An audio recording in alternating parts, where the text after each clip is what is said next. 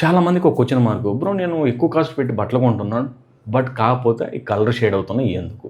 నువ్వు సరైన వేలో వాష్ చేస్తున్నావా, సరైన వేలో యూజ్ చేస్తున్నావు అనేది మెయిన్ ఇంపార్టెంట్.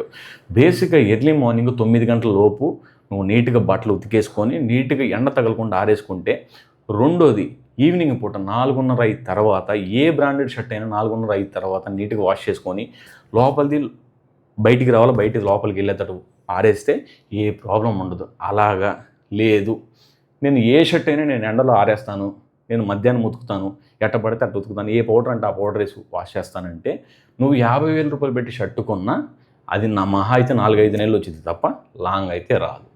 ప్రతి ఒక్క షర్టుకు కానీ లేకుంటే ప్యాంటుకి కానీ నీట్గా లోపల ఇన్స్ట్రక్షన్స్ ఇచ్చుంటాడు ఆల్రెడీ షర్ట్ కింద అది దాన్ని క్లియర్గా చూడండి. ఏదన్నా మిషన్ ఉంటే మిషన్ ఆప్షన్లో డెలికేటెడ్ అని ఉంటుంది, దాన్ని టైప్ చేయండి.